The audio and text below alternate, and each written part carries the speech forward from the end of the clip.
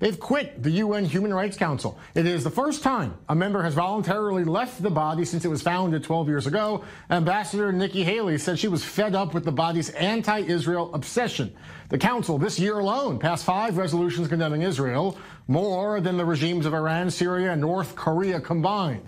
Here's a graphic to look at. Over the years, the council has condemned Israel more than 80 times. That's more than all of the other countries in the world combined. And Israel is the only country that has a dedicated agenda item at this council.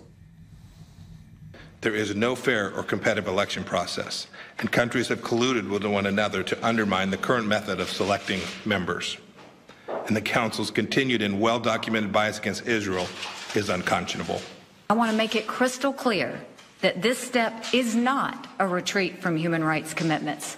On the contrary, we take this step because our commitment does not allow us to remain a part of a hypocritical and self-serving organization that makes a mockery of human rights.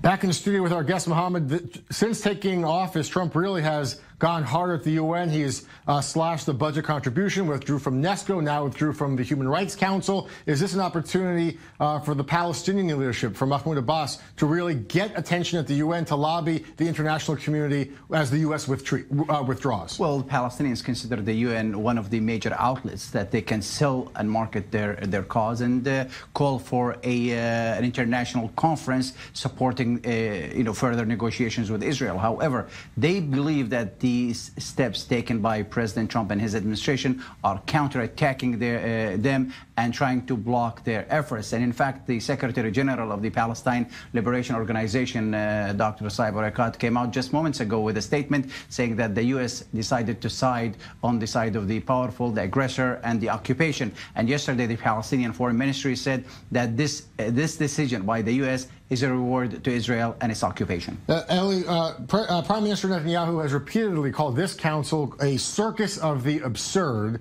I'd imagine that there is a reaction from Israeli lawmakers, politicians, in support of the U.S. decision here. Yes, everyone are simply hailing the Haley move, or the Haley-led move, much anticipated, and we know that the Israeli administration is very, very fond of Haley and the way she operates in the different UN human rights bodies. But many are asking now, will Israel withdraw as well? Will it leave the council as well? And the thing that is important to note here, that Israel is not a member of the UN Human Rights Council, but rather cooperates with it, meaning providing information or answering any sorts of inquiries coming out of there. But it is not a member, so it cannot leave the council. And there were, from what we understand from sources in Jerusalem, there were some indications in recent days that the U.S. intends to do this move, but it wasn't fully orchestrated or coordinated between the two administrations, meaning really an American-led move